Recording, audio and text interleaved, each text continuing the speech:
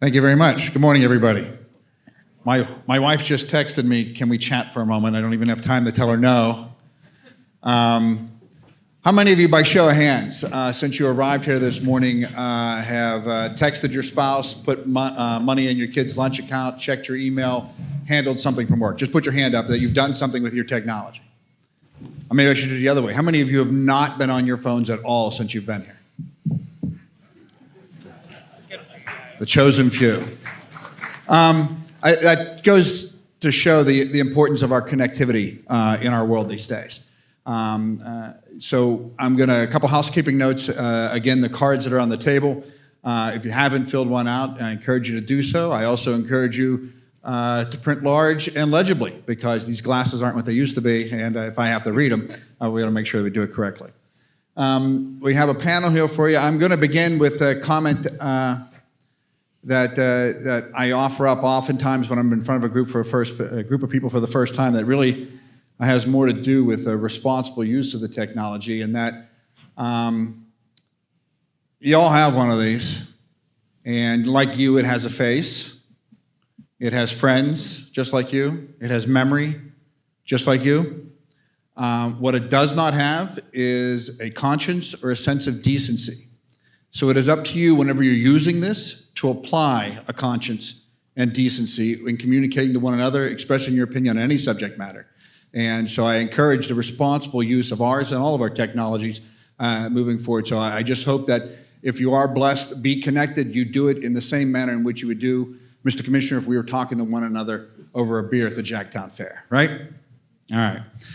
All right, so we have with us our panel, Representative Nick Pisciottano of the 38th District. Go ahead and applaud for him. You can hold your applause to the end of the other two, though. Todd Eachus from the Broadband Cable Association of Pennsylvania, and Melissa Gates from the County Commissioners Association of Pennsylvania. They will give us updates on legislation, which is a critical part on this. Okay, now you can applaud for Todd and Melissa as well. I'm going to allow each of them to kind of make an opening comment if they wish, and I'll just go in the order that they're sitting. So, Todd, if you want to offer up some opening words to some folks as we begin. Well, thank you. First, let me thank Commissioner Oshie and the board and staff of SPC. I think it's critically important that groups like this come together from wherever you are in the broadband ecosystem to discuss what solutions can be had to succeed in our goal. And so what is our goal? Our goal, first and foremost, is to connect those unserved and underserved residents across the Commonwealth and across the nation. And I would caution you that if we stray too far from that initial goal of universal connectivity, we will put ourselves at risk. Because this is a large government program. Typically, these programs were administered at the federal government level. Now, this program is being administered at the state, with funds coming down from the feds to the Broadband Development Authority. That $1 billion or so comes with it a once-in-a-generation opportunity, but it also inherently imposes a great implementation risk. And if we take our eye off the ball from that true sense to get people connected, if this becomes a social policy experiment, if we start to think about other things, we will fail. But if we work together on solutions, and those solutions are going to be required at every level of government, the federal rules are going to be important. What the state decides to do and the Broadband Authority decides to do with their rules are going to be important. What counties do, what we do with local governments as ISPs work on permitting processes, our friends in the polls, the pole owners, and how we work on make-ready and attachments and pole replacements, how we work with our friends at the railroads to reduce the obstacles and barriers to crossing those, access to rights of way, street cut moratoria. All of these things are complex, but yet they're simple. The solutions sit right in organizations like this and in rooms like this. So we need to work together, and we need to keep a laser focus on the opportunity that we have before us. Because if we lose that focus, as I said, we risk failure. We risk looking at each other in a room like this in 5 or 7 years and going, what did we do with $1 billion and why did we not solve this problem? And it's incumbent on all of us, whether you're an ISP, whether you're local government, wherever you come from, that we work together to find solutions that are going to allow us to be successful and achieve the goal on behalf of the residents of our Commonwealth. Thank you, Todd. Melissa? Well, to follow that up, no, I think something that I can talk to a little bit today is some of the thematic elements you've already heard throughout that first panel. And so I'm really glad they talked before we did, because I think there's a lot of really good information and lessons learned that have already come out of there. I mean, you saw Commissioner Belding talk about in Greene County. I mean, they had a plan, we're going to talk about BC before COVID.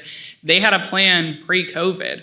And they're thinking that their build out will be finished in 2025. So how do we look at investing these one-time funds, which, I know all the counties in this room are no stranger to one-time funds and the many pitfalls that come with them. But looking at sustainability, but also looking at, as you plan out a system and as you work together with, different levels of government, with, providers, with, new providers to the space, with your community anchor institutions, your libraries, your nonprofits, your United Ways, your chambers of commerce, you name it, because who's not involved in this space anymore? How do we look at building a system and creating an expectation that's manageable for the public? And I think that's one of the pieces that's really tough about this, right? Because people said, I heard there's all this money for broadband, there's all these things with broadband, why don't I have broadband? And, understanding that it's something that takes time, it takes planning. We had over a third of counties work on some sort of feasibility study to look at what broadband looks like in their community. And that might be pre-COVID, that might have been during COVID, that might have been, last week. It's something that a lot of counties have looked towards because they recognize there's an issue, they recognize there's lack of data, they've recognized a lot of different things and want to be part of the solution. Do they want to be the solution? I don't think so. That's not what I've heard back from our members, right? Counties want to be a part of the solution. They want to be conveners, and they want to help offer that more regionalized perspective. So you can come together, you have 2,500 plus municipalities, you have 67 counties, you have all your local development districts, and everyone's doing great work. How do we kind of bring everyone together to the table to have conversations like we're having today? I mean, I'm looking at all the faces in the room, and there's not a lot of folks here I don't recognize because there's county leaders, there's industry partners we've been working with, there's state officials, federal officials, there's a lot of different folks in this room who want to be a part of the solution. So how do we, from the county perspective, how do we help be a conduit for that without assuming another responsibility? Because at the end of the day, this is a service that consumers want to see provided, and they want the government to help. And I always say this, and so I'm going to use it here because it's one of my favorite sayings. People don't care about what level of government provides the service. They care that the service is provided. So while government entities are not the provider, the actual sense provider of broadband service, they know that the government's involved of making sure they get broadband. So I'll close on that and pass it off to Representative. Thank you. Thank you. And I want to thank the SBC for inviting me today to disentangle what's happening in Harrisburg, which I don't know how I got that job, but I feel like that was not a friend who gave me that job. And, from our perspective in the legislature, these are bipartisan issues. Broadband access, the ability for our kids to be able to get online to do their homework is not a partisan issue in any way. And so the folks in Harrisburg and the House and the state Senate have worked collaboratively to try and make sure that Pennsylvania is as competitive as possible for this funding. The state, the Commonwealth needs to do the best job that they can to tap into the federal money that's available here. And I know I'm preaching to the choir on that in this room, but it is a bipartisan focus in Harrisburg on how we do that and how we get that done. And a big part of that is the Broadband Development Authority. I know you'll hear from Mr. Carson later about some of that. But my former colleague Pam Snyder from Greene County and my current colleague Rob Matze, who serve on that board, and Carl Metzger, who serve on that board as the House representatives, work collaboratively across the partisan divide to push this project forward. So it's great to see a lot of familiar faces in this room and to hear that everybody is kind of pushing on this in the same direction. All right, so we're going to begin with an observation. We've mentioned pre-COVID a couple of times. In the immediate aftermath of when the kids went home from school, myself and my colleagues spent the first 6 weeks fielding phone calls from state reps, state senators that many of you had reached out to, trying to figure out a way to get service to kids that didn't have service because now they're home and they can't get educated. And in some cases, some of the very people who were calling were the same people who were preventing the build out just 6 months prior to that or a year prior to that in many of these same municipalities. So if any of you could offer up striking the balance between protecting the public right of way or protecting a municipal government's control over what they are and what they're doing with encouraging investment or making sure that they're seeing around the bend the necessity of these technologies and the connectivity.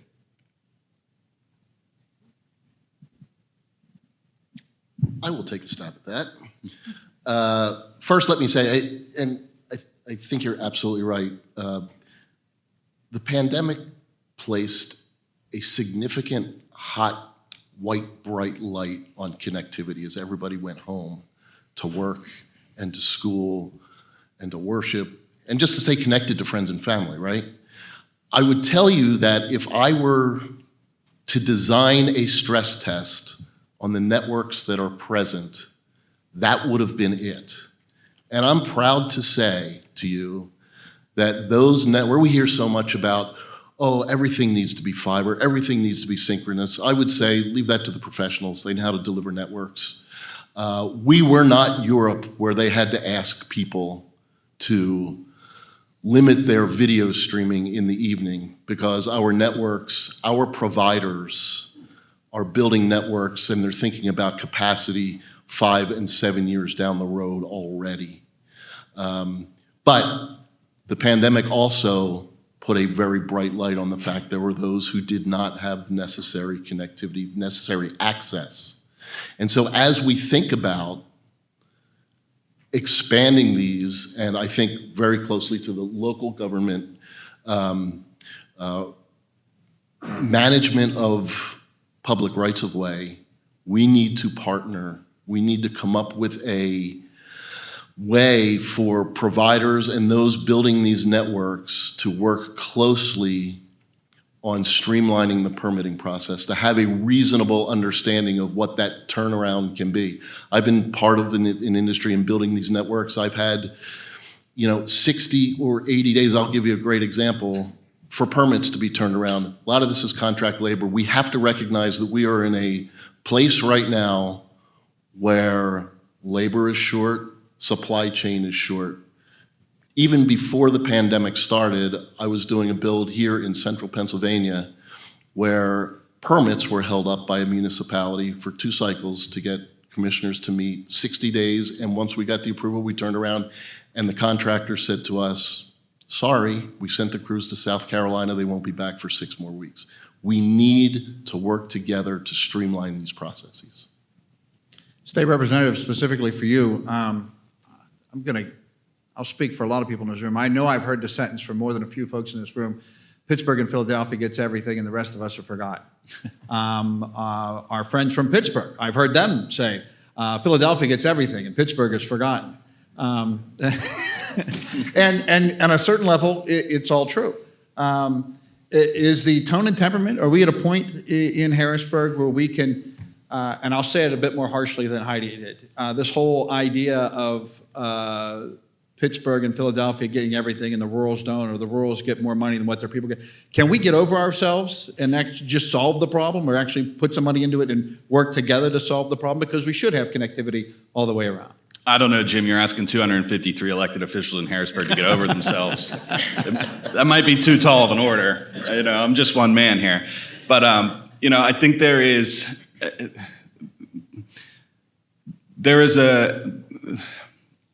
there's an approach here, right, where rural communities are well done by the Commonwealth. And there is somewhat of a misconception that everybody in Allegheny County, where I'm from and I represent, has the highest gig speeds possible and has access to the greatest broadband, and right across the border in Washington or Westmoreland or Beaver, that just stops.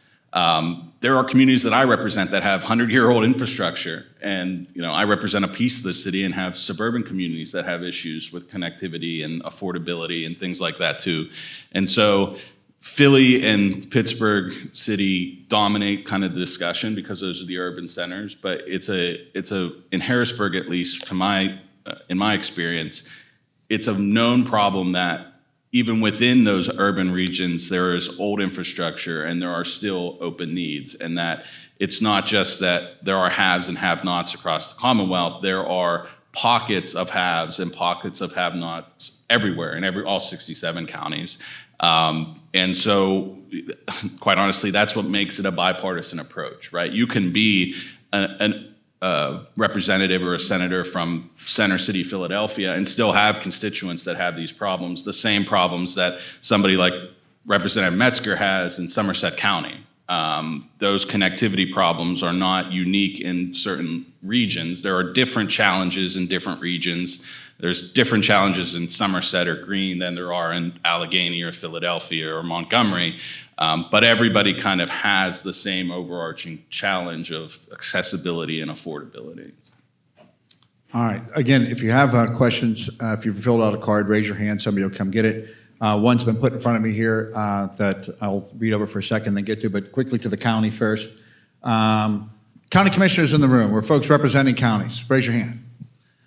Worst job in the world, right? You don't control 90% of your budget, and the moment you have good news, State Representative Pisciottano jumps in front of the parade and takes credit for it. What are the things in particular that you think county government, Melissa, can address to help encourage investment or funnel these funds as they've gone in? What success stories that you've seen, where should they be targeting their efforts? Because you can't be all places doing all things, based on your experience. Yeah, so I can speak a little bit to the experience of the commissioner. So anyone, just for edification, anyone who's not familiar with the County Commissioners Association of Pennsylvania, it's a nonprofit, nonpartisan association that represents all 67 counties. All 67 counties are our members. And so counties, like I said, they want to be conveners. How they've gone about that has looked different because, as all you folks sitting in this room know, there's not one solution. There's no one-size-fits-all solution, whether you're talking about broadband, or you're talking about transportation, or you're talking about really anything. So how do you look at solving the problem that fits best for your region? So some folks participate in forums like this. Some folks work with their local development districts, right, to kind of have that conversation, bring everyone to the table and set up a beautiful conference, if I do say so myself. But some counties have looked at saying, okay, if we have these assets, I'll look at Center County for a second. They used their 911 towers and said, hey, we have this infrastructure.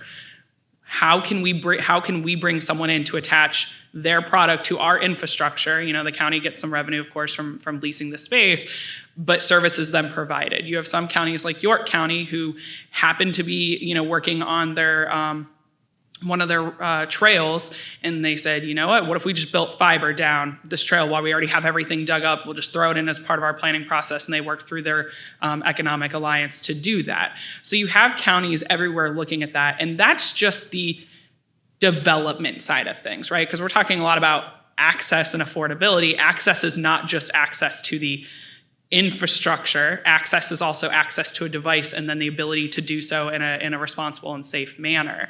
So looking at access programs, we have Tioga and Potter counties that have been working with their area agencies on aging and their school districts to create a seniors to seniors program where you have high school seniors who traditionally are pretty tech literate, working with senior citizens within their community. Not only does it help teach those senior citizens those technology skills, but you're bringing together different generations. You're decreasing signs of loneliness. You're looking at those sorts of things as well. So how do we look at these things holistically? So I gave some examples, but what I think it really boils down to are partnerships. As you kind of said, counties are poised with responsibilities for a lot of things, and I think that's more than an understatement. But I think, counties are also uniquely positioned to be those conveners and already have those relationships with those entities to say, okay, we know the library is doing this, and we know that our area agency on aging is doing this, and we have this program that we've been talking to a school about. How do we bring all those folks together at one table, invest resources responsibly, and then at the end of the day say, to your constituents, because again, commissioners are elected officials, to their constituents at the end of the day, this is how we tried to help solve your problem. And so that, I think, is the biggest thing for them. I'm going to try to get a couple of your questions, and as I ask them, I'm going to suggest that the three of you decide which one of you might be best to answer an individual question. So here's one. Given the excellent questions put on the table about access and equitability, and now up front as we go forward, how are we dealing with ISP relationships with municipal, federal, state, and private public funding sources as to who owns what, who controls what, who charges who what, so that everyone's end goal is about everyone having access and can be economically viable for everyone? I'm going to guess we're going to have a moment before somebody volunteers to answer. Seems like Todd's. Yeah, you want that, Todd? Is that I think that's Todd. Wow. I'll take a shot. Look, where do we begin, right? I mean, we want to deal with the ISPs. Where do we begin? Right.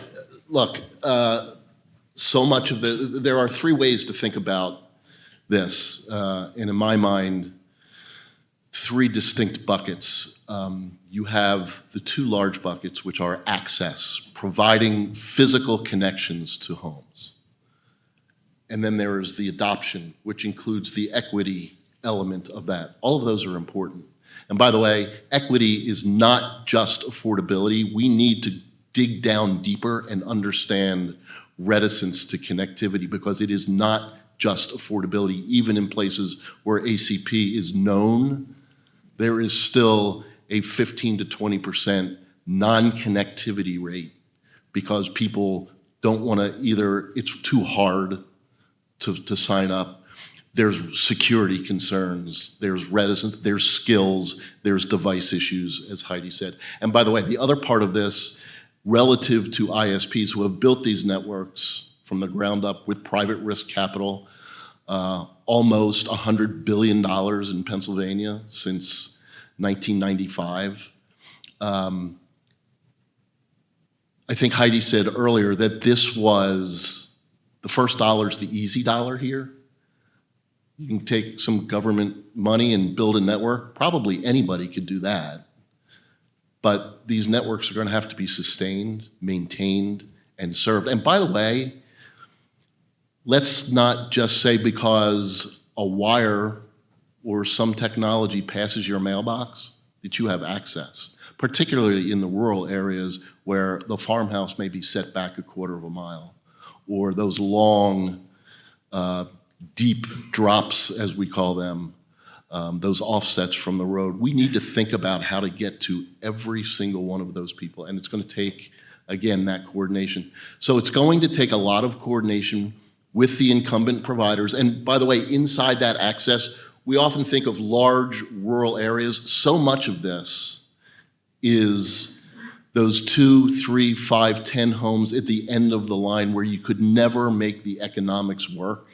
That is a huge chunk of the unserved population, and we have an amazing opportunity to get to them now, but that's going to take working with incumbent providers to do this well, to do this right, and to do it smart. And by the way, a gigantic pot of federal government money does two things. It provides us with opportunity, but like honey, it also attracts flies.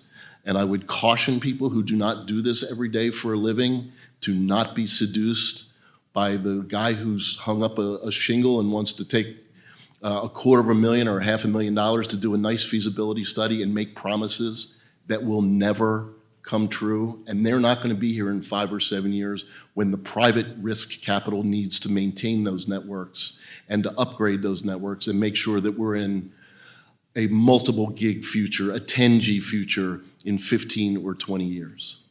It's an excellent point, and it brings me back to Greene County, actually. It'll be 10 years from you with AT&T come beginning of April.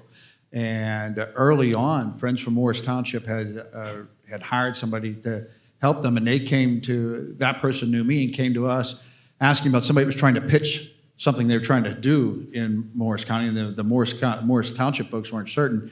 And I wouldn't call it a dodge or a hustle, but it wasn't something that was going to work. We happily brought them in to talk to some of our engineers who said this is more about underground mining than any sort of real connectivity for our community. So, yeah, you do have to worry about that. I'm going to apologize. Obviously, a half hour is never going to be enough to get to all your questions. Our panelists will stick around for 24 hours to answer all your questions in great detail. I do want to give them each a brief opportunity to offer up some final comments or observations, and I guess we'll start the same order that we began with. So, Todd, if you could offer up something briefly and save enough time for the representative, because, he's the big guy. Yeah, again, thanks, Jim. I just want to thank everybody at SPC and everybody who came today. It's really simple. We can make this hard or we can make this simple. At the end of the day, we need all to work together. We have a great opportunity, a once in a lifetime or once in a generation, which is so overused, opportunity to get this right. But we have an equal opportunity to get it wrong. And it's going to take everybody in this room to work together, to find common solutions, and to hear each other so that we can truly, ultimately succeed at this goal of serving everyone in the Commonwealth. Something I actually wanted to add to my last commentary about what counties are doing. So one of the reasons that CCAP sitting here on the legislative panel is part of my job is to make sure that the state understands what counties need and what counties are doing and what counties need. So I just told you all what counties are doing, and then I'm going to go tell everyone, like Representative Pisciottano, what counties need. And so part of that process also is communicating with the State Broadband Authority regularly. We have a broadband task force that we're continuously working through that has planning directors, IT directors, GIS professionals, commissioners, chief clerks, county administrators, kind of the whole gamut of county folks on it to make sure that we're looking at this holistically. Because like Todd said, I mean, it's that once in a lifetime opportunity. It's a process that takes a lot more than just 3 people sitting in a room.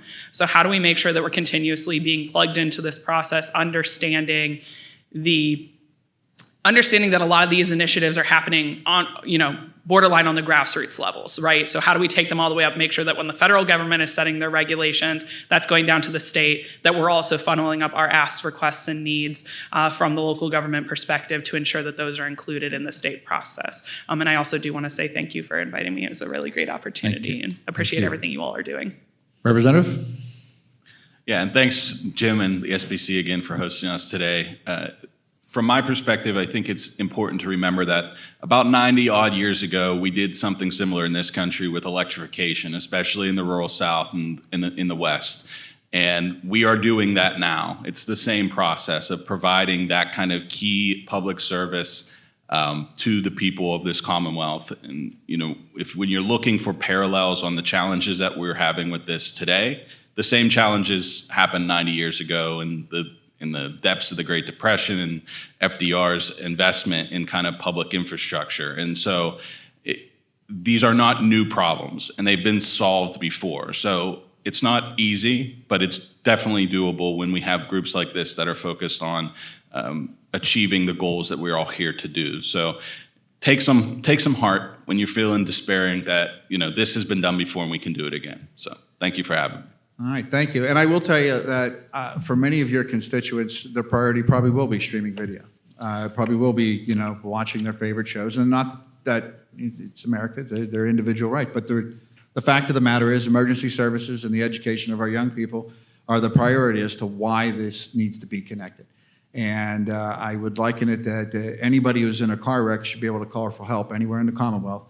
And any kid that wants to go to the library, and that's what this is, right? The library. In some cases, kids live in communities where there's no library to go to if they don't have access. And the cases of in Pittsburgh, they got a library and they're being told they don't have enough money to walk through the door. I think the private-public partnership can help solve many of these problems. We're going to have to get creative, but we have to apply some good thought on it. By the way, my wife said that I told her I wouldn't be able to talk to her half hour. She says, no big deal, something that just made her smile she wanted to share. Best part of my day. We're only going to take a 5-minute break to catch back up. Let's have a round of applause for our panelists, and thank you.